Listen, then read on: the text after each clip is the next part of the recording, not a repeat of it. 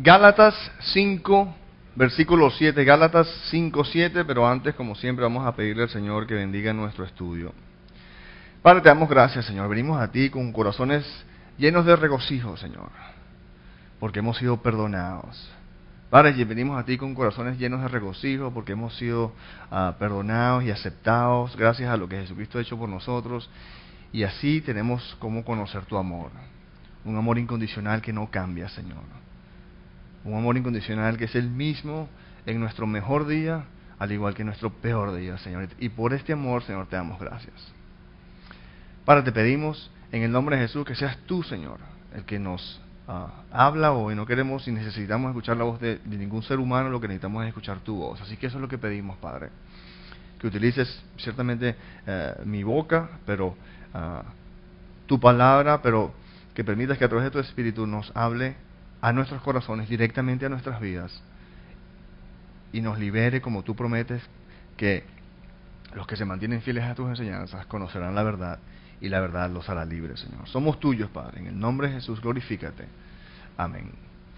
Ok, bueno, entonces seguimos nuestro estudio por el libro de Gálatas, y ya estamos en el capítulo 5. Como siempre, Gálatas es una carta que defiende de forma frontal e intensa el Evangelio de la Gracia de Dios en Jesucristo. El Evangelio de la Gracia de Dios en Jesucristo dice que la salvación del alma humana, su justificación delante de Dios, el ser aceptado por Dios, la bendición de Dios, solo se obtiene a través de fe en Jesucristo y no por esfuerzos humanos de ningún tipo. Hemos visto que la bandera de Gálatas es que en el cristianismo hay un solo héroe, y no somos ni tú ni yo, sino Jesucristo el Señor, porque el cristianismo se trata más de que nosotros descubramos lo que Dios ha hecho ya por nosotros en Jesucristo, que de lo que nosotros tenemos que hacer por Dios. Y hemos visto que la epístola está dividida en 3 partes, y tiene 6 capítulos, los cuales cada parte son 2 capítulos. La primera parte la vimos obviamente al principio, es una parte que defiende, que nos da el origen y la veracidad del Evangelio de la Gracia de Dios en Jesucristo, capítulos 1 y 2. Capítulos 3 y 4 son 6 argumentos de defensa a este Evangelio de la Gracia de Dios en Jesucristo. Y la última parte, los últimos 2 capítulos 5 y 6, es la parte práctica, la aplicación práctica de este Evangelio, del Evangelio de la Gracia de Dios en Jesucristo. Entonces estamos en la parte práctica, estamos en una vez que hemos visto realmente que la salvación del alma humana es solo por fe, y estuvimos estudiando hartamente en esos 6, argumentos que Pablo nos hace para darnos la seguridad de que esto es cierto. Entonces entra a ver cómo esto funciona directamente en nuestras vidas.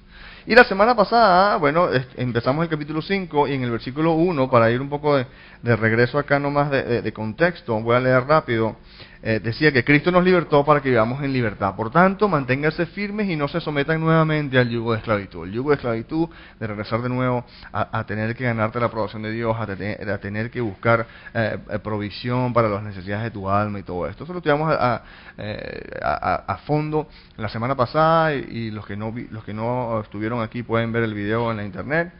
Y después sigue Pablo en el versículo 2, dice: escuchen bien, yo Pablo les digo que si se hacen circuncidar, Cristo no les servirá de nada. De nuevo declaro que todo el que se hace circuncidar está obligado a practicar toda la ley. Aquellos de entre ustedes que tratan de ser justificados por la ley han roto con Cristo, han caído de la gracia. Nosotros, en cambio, por obra del Espíritu y mediante la fe, aguardamos con ansias la justicia que es nuestra esperanza. En Cristo Jesús de nada vale estar o no estar circuncidado, lo que vale es la fe que actúa mediante el amor. ¿Ok? Entonces eso es lo que Pablo ha dicho hasta ahora, y continuamos en el versículo 7, dice: ustedes estaban corriendo bien, dice Pablo. Oye, ustedes estaban corriendo bien, como que estaban viviendo en la libertad de la gracia de Dios. ¿Quién los estorbó para que dejaran de obedecer la verdad? Mira, tal instigación no puede venir de Dios, que es quien los ha llamado a ser libres. Los ha llamado, que es quien los ha llamado, y yo añado, han llamado a ser libres, porque eso es lo que enseña Pablo un poquito más adelante aquí. Mira, ¿qué es lo que está pasando aquí? Bueno, los opositores de Pablo argumentaban, y es un argumento que tú probablemente también has tenido en tu propia cabeza, es un argumento que has escuchado de otras personas, que dice, ¿cuál es el argumento? Bueno, esta doctrina de gracia es peligrosa. ¿No? Esta doctrina de gracia es peligrosa. Si le dices a la gente que en Cristo están libres de la ley de Dios, van a vivir vidas pecaminosas. Eso es lo que ese es el temor que siempre sentimos. Necesitan mantenerlos bajo la ley para controlarlos. Y mira, y es el mismo argumento que la gente ha tenido a través de los años, ¿no? Wow, esto de pura gracia, y si Cristo pagó por los pecados del mundo, entonces eso significa que yo, todos mis pecados han sido perdonados, entonces me puedo ir a pecar, y igual ya estoy perdonado. Técnicamente es cierto. Pero entonces es ese temor donde dice, esta doctrina de gracia es peligrosa. Si no utilizamos la ley para controlar a la gente, se nos van a descontrolar, a vivir vidas pecaminosas. Pero este argumento es algo que lo hacemos cuando no nos damos cuenta, que la gracia, no la ley, es lo que realmente tiene poder para no controlar, sino cambiar el corazón humano. En última instancia, tú y yo pensamos así, mucha gente piensa así y nos dan el argumento cuando mira, Pablo con razón está defendiendo con tanto ahínco esto de la gracia, porque sabe que va a haber detractores, que va a haber opositores, que va a haber gente que confían en la ley, y al confiar en la ley lo que estás es confiando en ti mismo, que tú necesitas estar X, Y o Z, y Pablo dice, no, la gracia, no la ley, es lo que tiene el poder, no de controlar, sino de cambiar el corazón humano. ¿Cómo lo vemos ahí? Mira, en Tito 2:11, mira lo que dice: en verdad les digo, en verdad, Dios ha manifestado a toda la humanidad su gracia. ¿Y qué hace esta gracia? Mira, la cual trae salvación y nos enseña a rechazar la impiedad y las pasiones mundanas. Así podemos vivir en este mundo con justicia, piedad y dominio propio. ¿Qué es lo que produce en nosotros que rechazar la impiedad y las pasiones mundanas, y que vivamos unas vidas con justicia, piedad y dominio propio? Es la gracia de Dios, no la ley. Porque solo la gracia de Dios tiene la capacidad de cambiar el corazón humano, no la ley. Solo la gracia de Dios tiene la capacidad de cambiar el corazón humano, no la ley. Y mira, esto es increíble porque Romanos, la ley tiene el efecto contrario. Nosotros pensamos que no, sí, la ley puede controlar de repente externamente, pero mira lo que dice la palabra misma acerca de la ley. En el Romanos 7:8 al final dice, porque aparte de la ley el pecado está muerto. Es cuando tenemos ley que el pecado más bien se manifiesta más. Y en 1 Corintios 15:56 dice que el aguijón de la muerte es el pecado y el poder del pecado es la ley. El poder del pecado es la ley. Es decir, entonces, bueno, esto ya lo estudiamos un poquito anteriormente, pero lo que queremos que quede claro es que solo la gracia de Dios tiene la capacidad de cambiar los corazones humanos, no la ley. Y esto es lo que Pablo está argumentando y está defendiendo.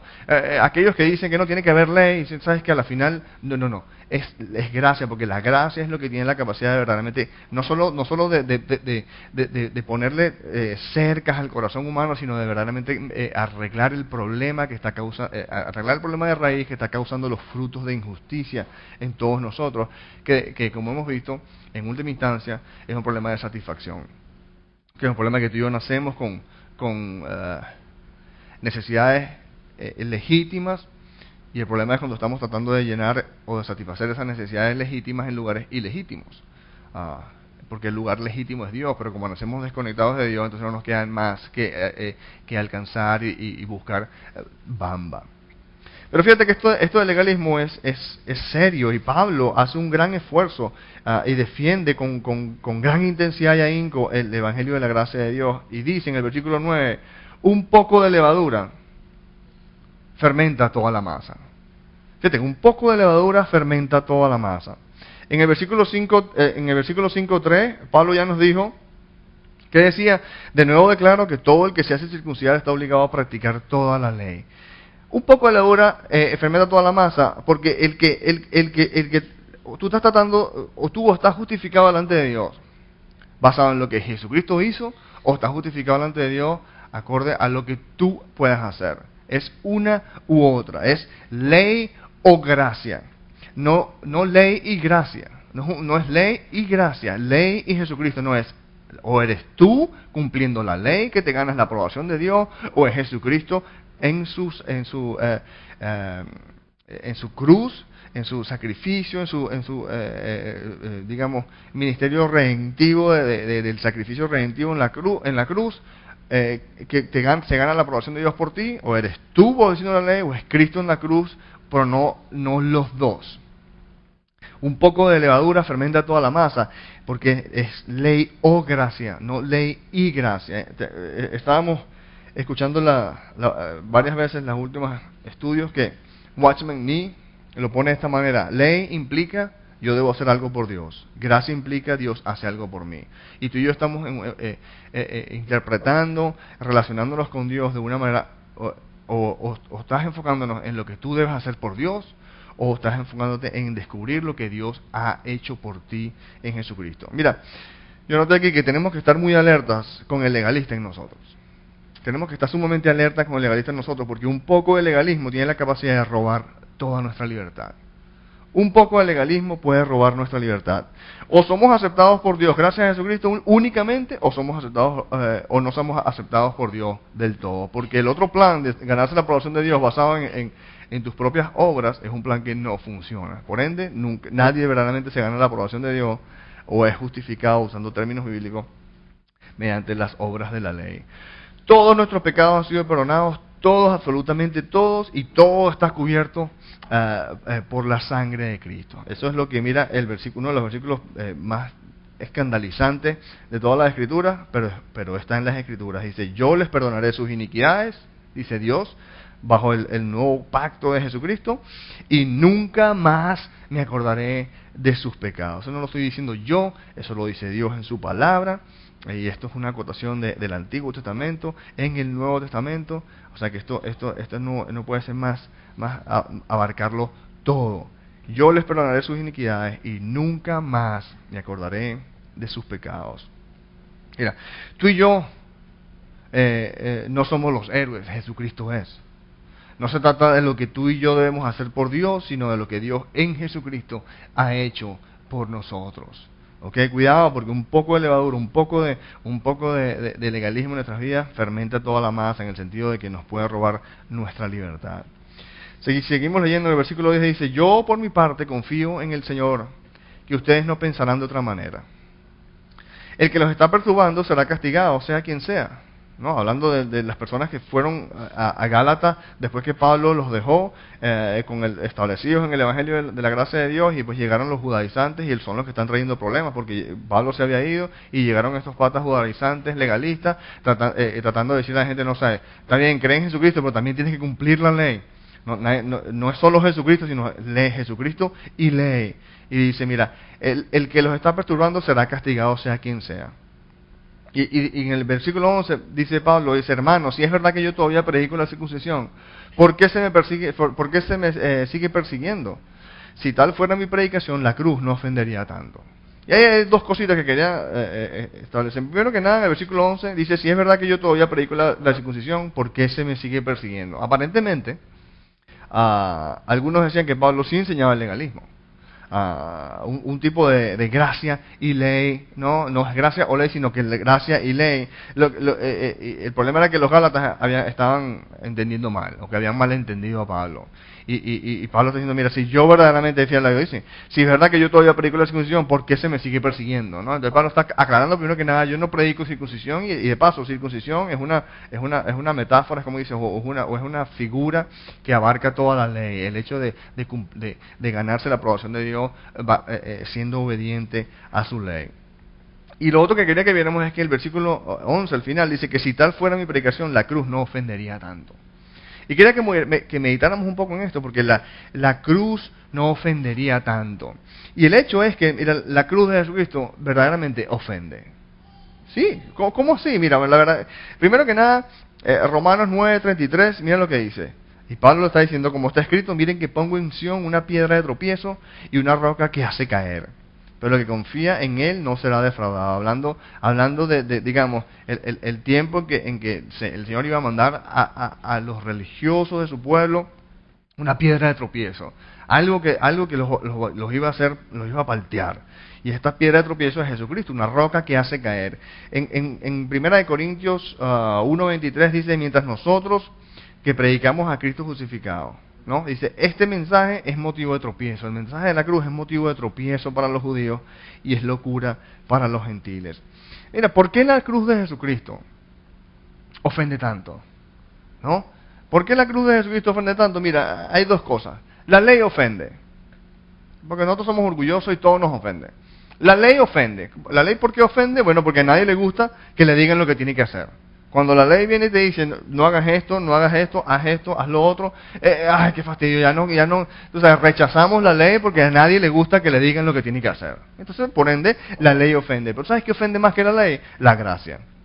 Porque la gracia ofende más porque a nadie le gusta que le digan lo que tiene que hacer, pero a nadie le gusta que le digan lo que dice la gracia de Dios, que es, no hay nada que tú puedas hacer. A uno le choca que le digan lo que tiene que hacer, pero que a uno le digan que no hay nada que tú puedas hacer, es como que, espérate un momentito, ¿cómo que no? ¿Cómo que no? ¿No? Mira, sí, porque la gracia de Dios básicamente establece de que tú necesitas gracia porque no hay nada, porque tú eres incapaz de hacerlo tú mismo. ¿No? Eres incapaz de hacerlo tú mismo, por eso es que Jesucristo vino a este mundo no a tomar partido, sino a tomar posesión. No ha venido a ayudarte, sino a decirte, ok, apártate y déjame tomar completo control y responsabilidad por tu vida, porque la ley en cierta forma está diseñada para que tú y yo tratemos y nos demos cuenta de que realmente no tenemos una plegaria, de que somos infinitamente débiles y que necesitamos un Salvador. Mira, la gracia ofende aún más porque la gracia dice no hay nada que tú puedas hacer. Mira, por ejemplo, la gracia nos dice, mira, todos tus intentos de complacer a Dios por tus propias fuerzas no sirven para nada. Es más, son ante Dios como una toalla sanitaria sucia. Mira, pastor, pero ¿por qué escoge entre tantas cosas que puede decir? ¿Por qué dice eso? Bueno, porque ese es lo que dice la Escritura en Isaías 64:6. Dice, todos somos como gente impura y todos nuestros actos de justicia son como trapos de inmundicia. Y en el original ese trapo de inmundicia era la toalla sanitaria de hace miles y miles de años. Y como siempre vemos, obviamente, uy, qué pesado, bueno, pero eso es lo que Dios está diciendo. Todos tus intentos de complacerme por tus propias fuerzas no sirven para nada. Realmente no sirven para nada, son ante Dios como una toalla sanitaria sucia. ¿Y ofende o no ofende? Bueno, mira, nadie llega al cielo sino por Cristo. No es que cada quien tiene su manera, y bueno, hay diferentes maneras de llegar a Dios, y esta religión por acá, y Jesucristo viene a la escena y dice, ¿sabes? Nadie llega al Padre sino por mí. En Juan 14:6 dice, yo soy el camino, la verdad y la vida, y nadie llega al Padre sino por mí. Eso no lo digo yo, eso lo dijo Jesucristo. Si no te gusta, si te ofende, pues bueno, vas a tener que caer de golpe con el Señor, no conmigo. Yo simplemente soy el portador del mensaje y estoy diciéndote para que veas, la gracia ofende, porque la verdad es que tú y yo no podemos hacer nada. Todos somos pecadores, la gracia dice que todos somos pecadores malogrados y que no hay nadie bueno. Mira, la palabra de Dios declara que nadie es bueno, que tú y yo todos somos pecadores malogrados. Pero ¿sabes qué? Si tú estás allá afuera todavía en el bando de que, bueno, porque hay cosas malas que le pasan a gente buena, porque no hay nadie bueno, ¿ok? Esa es la realidad. Tú y yo hablamos de cierta forma, bueno, gente buena, gente mala, pero en realidad a los ojos de Dios todos somos malos, todos somos malogrados. Tampoco así, no, bueno, eso, una vez más, el Señor es el que lo dice, aquí en Romanos 3:10, así está escrito, no hay un solo justo, ni siquiera uno. En el versículo, en el 3:12, dice, todos se han descarriado, a una se han corrompido, dice, no hay nadie que haga lo bueno, no hay uno solo. Y después más adelante, en el versículo 23, dice, pues todos han pecado y están privados de la gloria de Dios. Todos somos pecadores, todos estamos malogrados y no hay nadie bueno. Obviamente que la gente que se siente un poco bueno dice, bueno, ¿cómo que no? Bueno, yo soy mejor que este. Es que el tema no se trata de que tú seas mejor que nadie. El tema es que, como dice la siguiente, Dios no exige tus mejores intentos, porque tus mejores intentos no son suficientes. Dios exige perfección. ¿Qué? Perfección. Si tú quieres ganarte la aprobación de Dios, entonces tienes que ser perfecto. Absolutamente perfecto desde que naces hasta que mueres. De otra manera, no eres aceptado. Vamos a ver, ¿cómo estás tú en tu perfección? ¿Todavía eres perfecto? ¿No has nunca cometido ningún error? Obviamente que ya estamos todos descalificados. Y por eso, mira, en Mateo 5:48, el Señor dice, por tanto sean perfectos, así como su Padre Celestial es perfecto. Mira, la ley ofende, porque a nadie le gusta que le digan lo que tiene que hacer, pero la gracia ofende aún más, porque te dice, no hay nada que tú puedas hacer.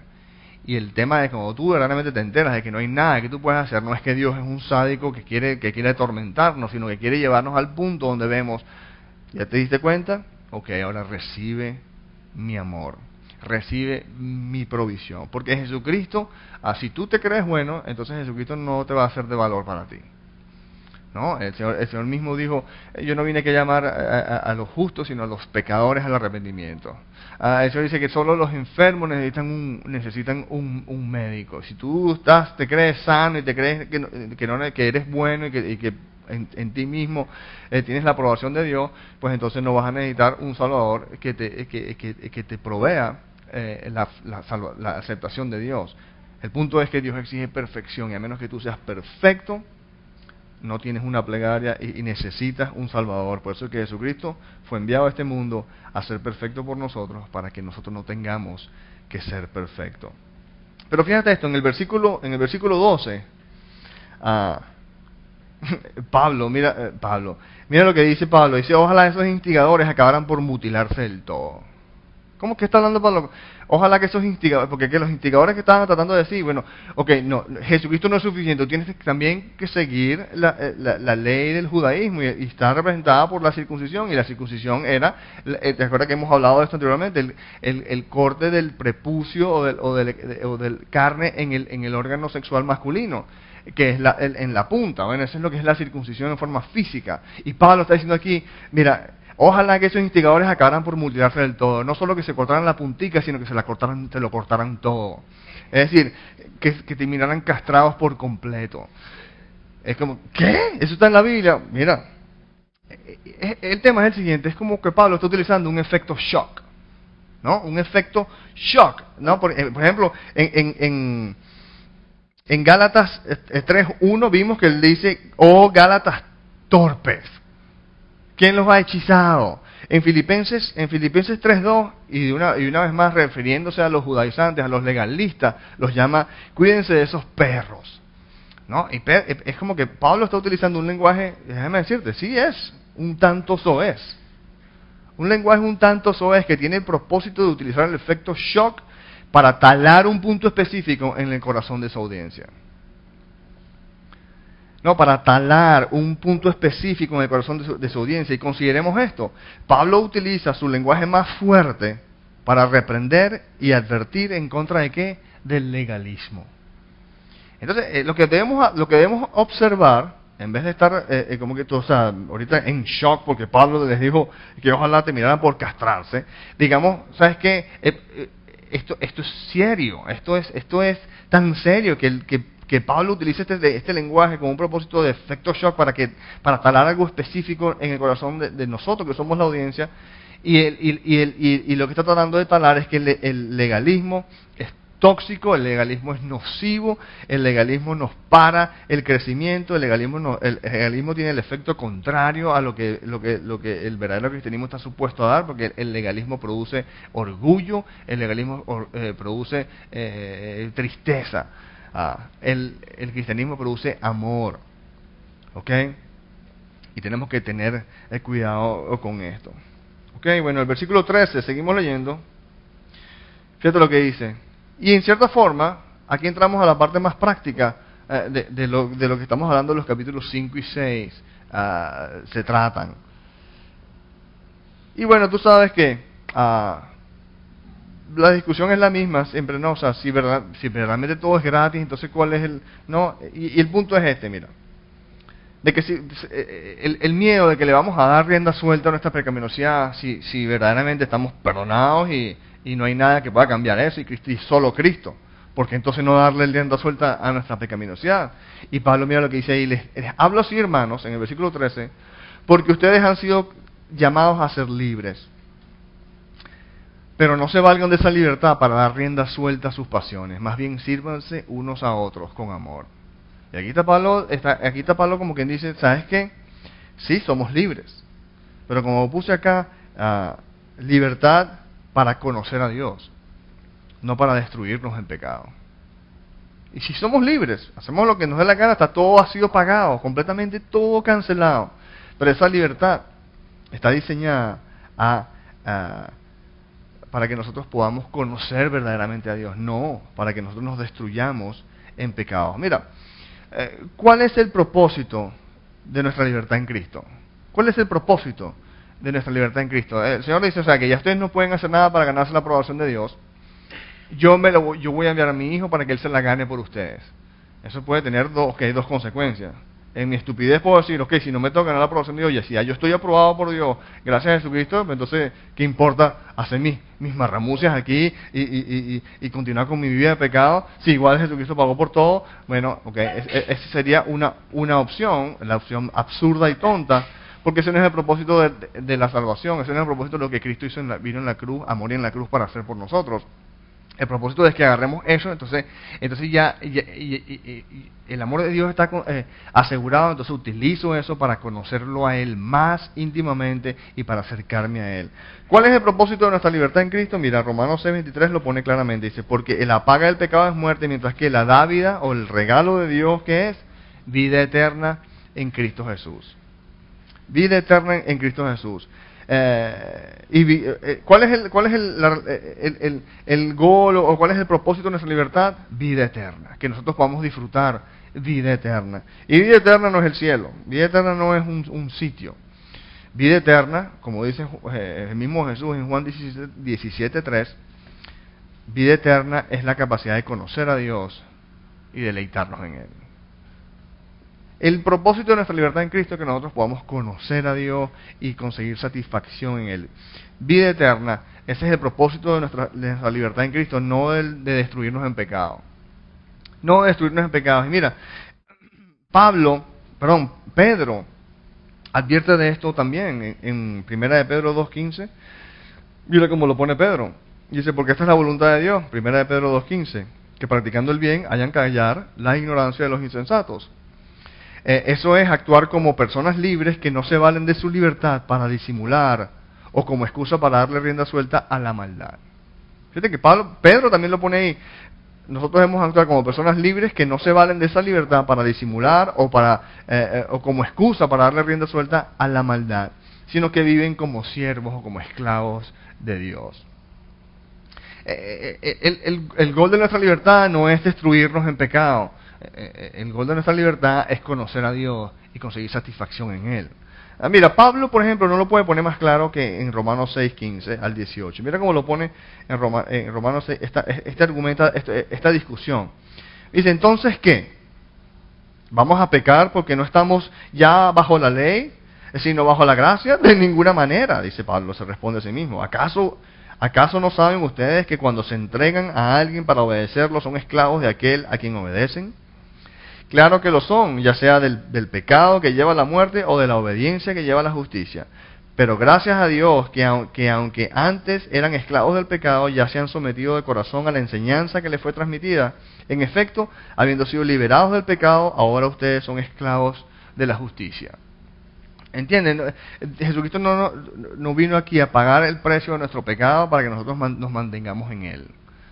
Jesucristo paga el precio de nuestro pecado por completo para que nosotros podamos salir de Él y venzamos la maldición de que nuestro pecado nos separa de Dios. Ya el punto es que nuestros pecados no nos separa de Dios, y entonces nosotros vayamos y corramos en dirección a Dios.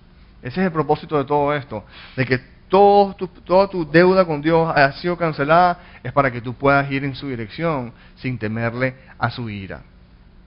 Porque Dios es un Dios de ira. Dios es un Dios de infinito amor, que produce infinita ira, y como todos somos pecadores, le tendríamos que tener miedo a esa ira. Pero en Cristo Jesús ya no hay más temor, porque el amor perfecto nos aplaca el temor a la ira de Dios. No el temor a su majestad, sino el temor a su ira. En pocas palabras, en Jesucristo Dios no está más nunca molesto contigo. Y la idea es que tú utilices esa información para acercarte a Él, no para descargarte aún más.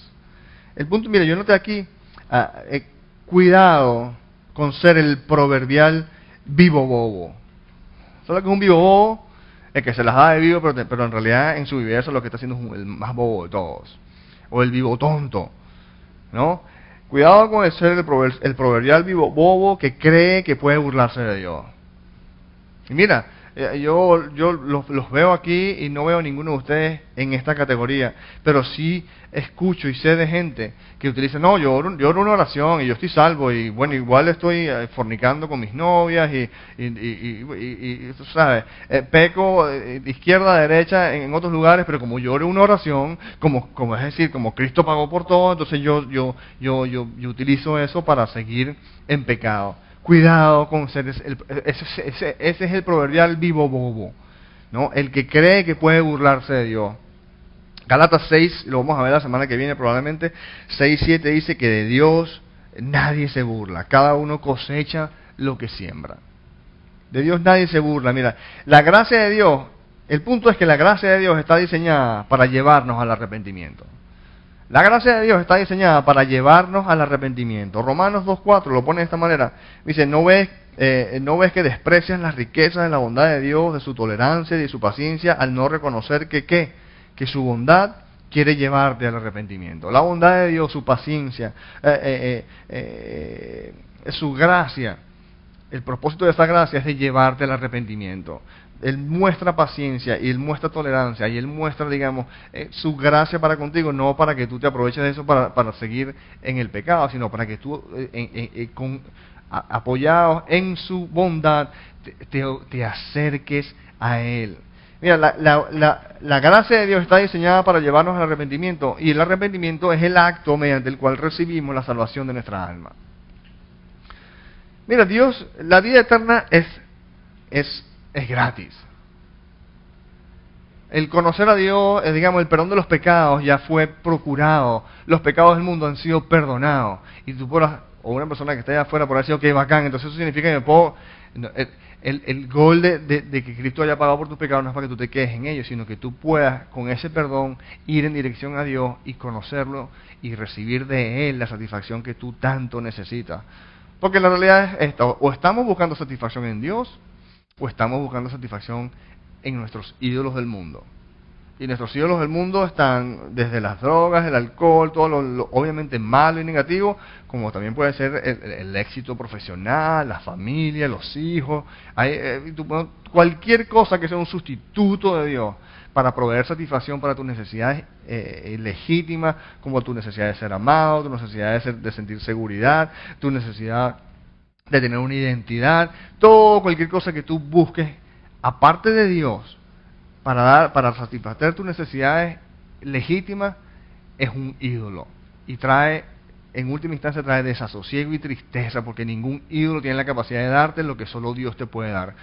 Ustedes los han escuchado donde dice que solo Dios satisface. Entonces el punto final de todo esto es que Cristo murió en la cruz para ganarse el perdón de los pecados, cosa que tú y yo no nos podíamos ganar, para que entonces tú con ese perdón te dedicaras a vivir una vida de devoción a Dios, una vida que permite y que busca en ese amor incondicional poder disfrutar de la presencia de Dios en tus vidas. No para que entonces nosotros perpetuemos nuestra maldición de estar separados de Dios y seguir destruyéndonos en nuestro pecado.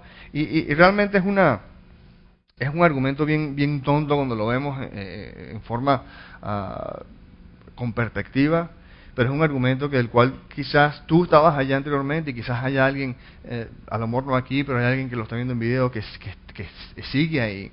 Pues no, mira, 2 Corintios 6:1 y 2, mira cómo lo pones. Nosotros, colaboradores de Dios, les rogamos que no reciban la gracia en vano. No reciban la gracia de Dios en vano. ¿Por qué? Porque Dios dice, en este momento propicio te escuché, en el día de salvación te ayudé. Les digo que este es el momento propicio de Dios. Dice, hoy es el día de salvación. Les ruego que no reciban la gracia de Dios en vano. Jesucristo vino a este mundo a pagar por todo, no para que tú puedas en forma con rienda suelta abocarte más al pecado, sino para que tú más bien voltees la dirección de tu vida de buscar satisfacción en el mundo, a buscar satisfacción en el lugar que verdaderamente puede dártela.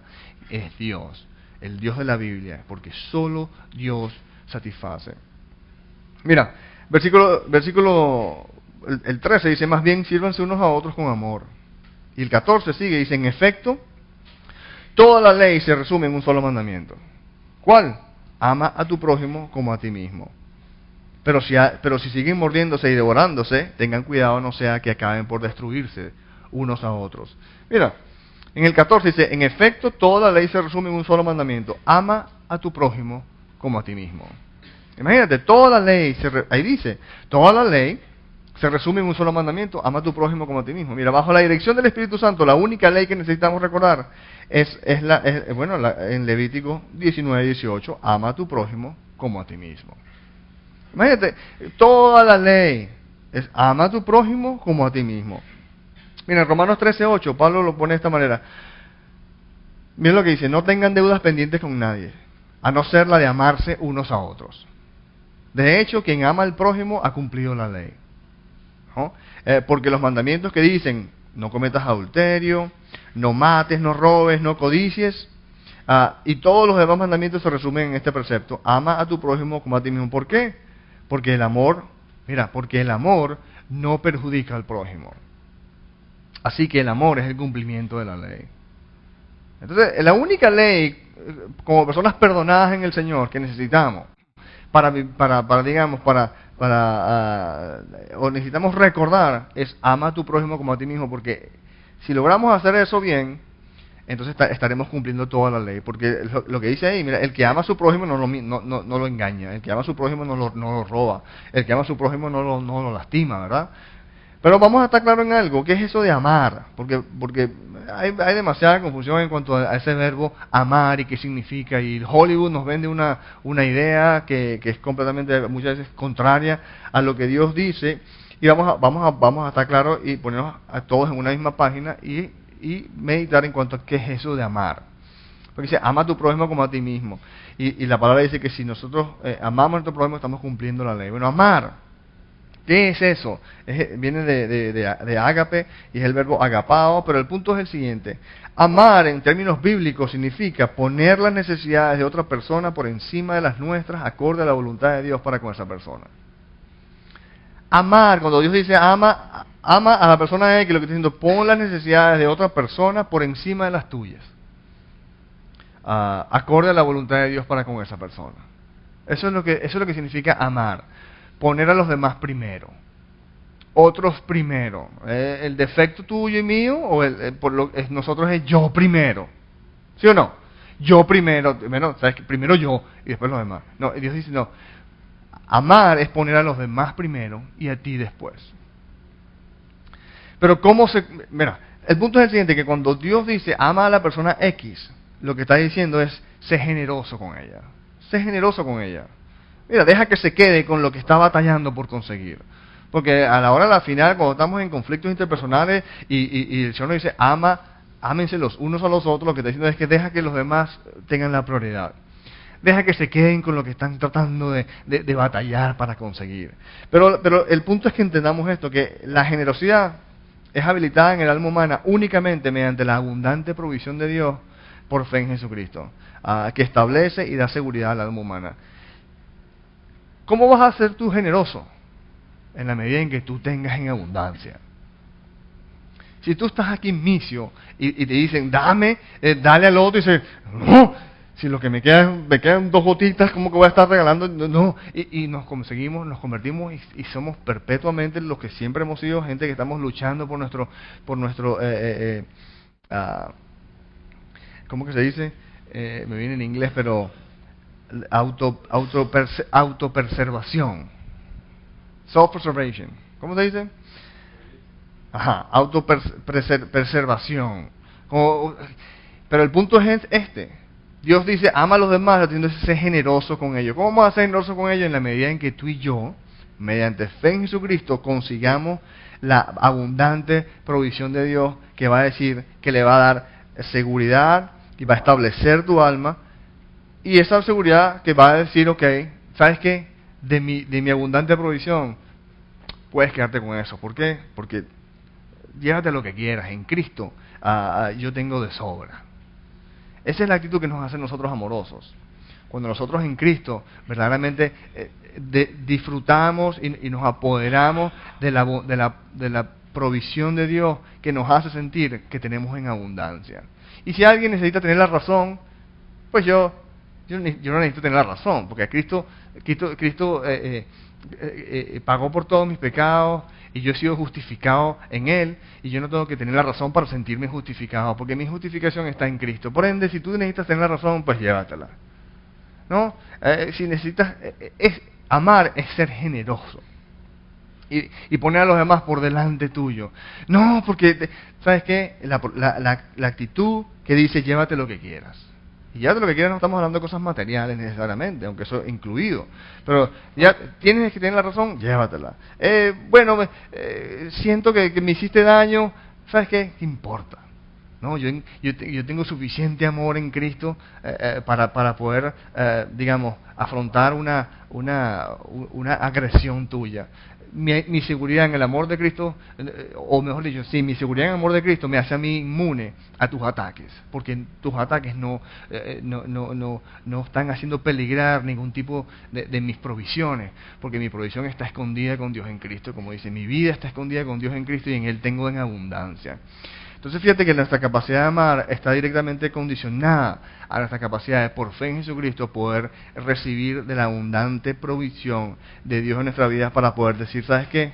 Llévate lo que quieras. Llévate lo que quieras. En Cristo ya tengo de sobra. Mira, en 1 Juan 4:19 dice, nosotros amamos a Dios porque Él nos amó primero. Nosotros no podemos dar lo que no hemos recibido. Nosotros amamos porque Dios nos amó primero. En el versículo 6 de Gálatas 5 dice, en Cristo Jesús de nada vale estar circuncidado. Religiosidad no vale para nada. Lo que vale es la fe que actúa o se expresa mediante el amor. Lo que he venido diciendo, el que por fe accede y se apropia de la abundante provisión de Dios, esa persona está habilitada para decir al otro, ¿sabes qué? Llévate lo que quieras. Yo en Cristo tengo suficiente. Imagínate la libertad en tu alma, verdaderamente, que nosotros verdaderamente podamos disfrutar de esa provisión que en la Biblia dice que es nuestra. Es cuestión de que nosotros nos apropiemos de ella y podamos decir a los demás, llévatelo, yo tengo suficiente. Se lo digo a ustedes, y nada más el decirlo me trae libertad a mi corazón, y yo no vivo ahí todavía. No, poco a poco el Señor me está llevando, pero no he llegado y probablemente nunca llegue por completo, sino cuando pasemos la eternidad. Pero sí hay un proceso santificador en el cual debemos abocarnos y ejercitarnos para verdaderamente apropiarnos de lo que Dios ya nos dio en Cristo, porque no es algo que tenemos que ganárnoslos, es algo que ya fue pagado por completo y es nuestro, solo cuestión de ya búscalo. Es como si el Señor le dijera a la gente, mire, yo les compré una Hyundai Santa Fe a todo el que quiera. ¿Qué tienes que hacer tú? Ya está pagada. Ok, bacán, ¿lo crees? Sí, lo creo. Pero si tú sigues en tu vida y no vas a buscar tu Hyundai Santa Fe al dealer, entonces básicamente estás mostrando que no estás interesado en el regalo que Dios tiene para ti. Bueno, de la misma manera Dios dice, ¿sabes qué? Yo les regalo la vida eterna, la capacidad de conocerme ya es un regalo. ¿Qué tienes que hacer tú? Bueno, anda y búscala. Eso no va a venir solo, tienes que venir a buscarlo. Entonces tú verdaderamente se nota que tú verdaderamente estás creyendo en el momento que tú utilizas lo que Dios te ha dado, el perdón de los pecados, para ir en dirección a Él y de Él recibir toda la abundancia de que Él dice que ya nos dio en su Hijo Jesús. Amén. Ok, el versículo 15, ya para terminar, dice, pero si siguen mordiéndose y devorándose, tengan cuidado, no sea que acaben por destruirse unos a otros. En el medio del Evangelio de la gracia de Dios, que nos dice que la aprobación de Dios solo se gana por fe en Jesucristo, es decir, Jesucristo ya se la ganó.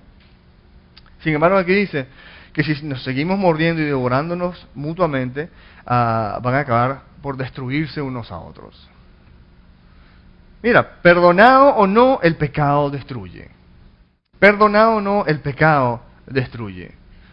Yo siempre lo digo, yo en Cristo estoy perdonado y cuando pase la eternidad, yo estoy perdonado. Yo puedo matar a una persona en la calle.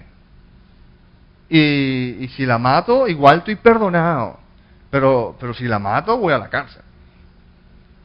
Es decir, yo ante Dios estoy perdonado y justificado. Pero aquí voy a terminar en lurigancho. ¿verdad? El punto es el siguiente: perdonado o no, el pecado destruye, por lo menos en forma temporal aquí en esta vida. Por eso es que Gálatas 6, lo tengo aquí en el último, en Gálatas 6:7 dice: de Dios nadie se burla, cada uno cosecha lo que siembra. Dice: el que siembra para agradar a su naturaleza pecaminosa, de esa naturaleza pecaminosa cosechará destrucción. Perdonado o no, si tú escoges una vida de pecado en este mundo vas a cosechar destrucción. Pero hay quien dice: bueno, yo de repente, bueno, que voy a escoger la vida de pecado, no importa, yo me las bandeo por aquí en esta vida, con tal que yo sepa que cuando pase la eternidad estoy en la buena con Dios. Y bueno, pero ten cuidado con eso. Cuidado, porque si utilizas, mira, lo puse acá, si utilizas la gracia de Dios para dar rienda suelta a tu naturaleza pecaminosa, es porque todavía estás en tinieblas. No has nacido de nuevo y todavía estás perdido. Mira, yo lo puse aquí en un caso extremo. No, porque todos podemos ser tontos aquí y allá, pero si en un caso extremo, si tú utilizas la gracia de Dios para dar rienda suelta a tu naturaleza pecaminosa, bíblicamente, ya les voy a dar el contexto bíblico, es porque todavía estás en tinieblas, no has nacido de nuevo y todavía por ende estás perdido. Mira, Primera de Juan 3:6 lo dice categóricamente: todo el que permanece en Él, y ese Él es Jesucristo, no practica el pecado. Todo el que practica el pecado no lo ha visto ni lo ha conocido. Ok, un poquito más claro todavía en el versículo 9 de Primera de Juan 3, unos versículos más adelante, dice: ninguno que haya nacido de Dios practica el pecado, dice la palabra, porque la semilla de Dios permanece en él. No puede practicar el pecado porque ha nacido de Dios. La palabra no puede ser más clara: el que ha nacido de nuevo no practica el pecado. Eso no quiere decir que no te caigas en pecado y que el que ha nacido de Dios es perfecto. Lo que está diciendo aquí es que el que ha nacido de Dios, el que ha nacido de nuevo, no practica el pecado. No practicar esto, ¿sabes? Cuando yo practico natación, lo que estoy es practicando para ser cada día mejor. Cuando yo practico tabla, lo que estoy practicando para cada día correr tabla mejor. Bueno, una persona que practica el pecado es una persona que hace del pecado un hobby y lo acepta y lo practica para hacer cada día mejor, inclusive en lo que está haciendo.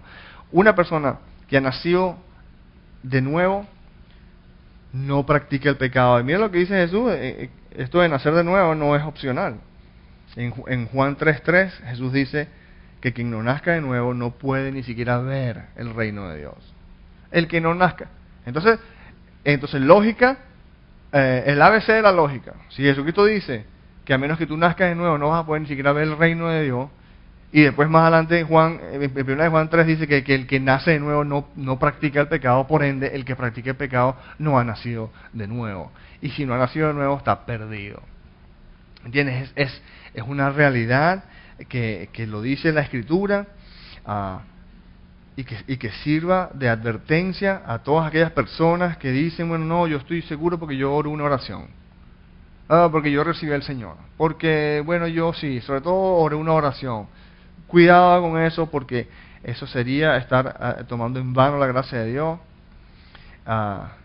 Y la palabra nos exhorta por todos lados de que no hagamos eso. El punto de la gracia de Dios es que nosotros obtengamos salvación, y salvación es conocer a Dios, vida eterna, el poder ir en su dirección para conocer su gloria.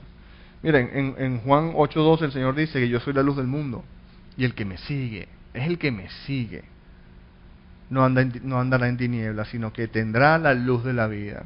¿Y qué es la luz de la vida? Bueno, 2 Corintios 4:6 lo pone. Mira, la luz, dice: porque Dios, que ordenó que la luz resplandeciera en las tinieblas, hizo brillar su luz en nuestro corazón, la luz de la vida. ¿Cuál es la luz de la vida? ¿Cuál es el propósito de la luz de la vida? Para que conociéramos la gloria de Dios que resplandece en el rostro de Jesucristo. Toda esta dinámica de la gracia de Dios es para que tú puedas reconectarte con la gloria de Dios, que es aquello que tú estás diseñado a conseguir satisfacción solo y única y exclusivamente en la gloria de Dios. Romanos 3:23 dice que porque somos pecadores estamos destituidos de la gloria de Dios. La Biblia enseña que mediante el Espíritu Santo tenemos un nacimiento espiritual que nos habilita, mediante el perdón de los pecados, a ir en dirección a Dios y reconectarnos con esa gloria que es el original, que tu alma fue diseñada para recibir satisfacción y para funcionar. Mira, para despedirnos, en conclusión, porque aquí la palabra dice que Cristo nos libertó para libertad. La realidad es esta, mira, en Cristo verdaderamente tienes libertad para hacer lo que quieras, lo malo y lo bueno. Porque hay quienes dicen, no, pero en Cristo tienes libertad solo para hacer lo bueno. Lo malo, no, en Cristo eres libre para hacer lo que quieras. Lo malo o lo bueno. Si es nada más lo bueno, realmente no eres libre, porque tienes libre albedrío y verdaderamente eres libre para hacer lo que quieras. Puedes ir lo malo o lo bueno. Solo entiende esto, lo malo lleva a la destrucción, lo bueno a la vida eterna. ¿Qué escogerás?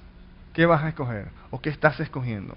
En Cristo verdaderamente tienes libertad para ir en la dirección que quieras. En Cristo tienes libertad para ir en la dirección que te plazca. Puedes irte más lejos de Dios o puedes irte en dirección a Él. El tema es este. El lejos de Dios solo hay tristeza y desasosiego, miseria. En dirección a Dios hay justicia, paz y gozo. ¿Cuál vas a escoger? Verdaderamente, en Cristo tienes la libertad para ir en la dirección que quieras, lejos de Dios o en dirección a Él. Lejos de Dios hay tristeza y desasosiego, en Dios hay justicia, paz y gozo. ¿En qué dirección vas a ir? Padre, te damos gracias, Señor. Padre, te damos gracias por aquellos de nosotros.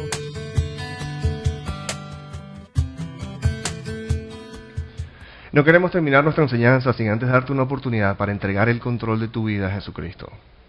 No estoy hablando acerca de hacerte religioso o de afiliarte a alguna iglesia en particular. Estoy hablando acerca de conseguir verdadera vida, paz y gozo a través de una relación personal con el Señor Jesucristo. Si estás decidido, repite conmigo: Señor Jesucristo, me arrepiento de todos mis pecados. Te pido que entres en mi vida. Sé mi Señor y Salvador. Ahora que formalmente le has entregado tu vida a Jesucristo, entiende lo siguiente: Jesucristo guía a su pueblo a través de su palabra, la Biblia. Por lo que te exhorto vehementemente a congregarte en una iglesia donde se enseña la palabra de Dios para que crezcas en la libertad que solo Jesucristo puede darte. Él mismo enseñó en Juan 8, 31 y 32 que los que se mantienen fieles a sus enseñanzas conocerán la verdad y la verdad los hará libres. Que Dios te bendiga y recuerda, eres amado, eres amado, eres amado.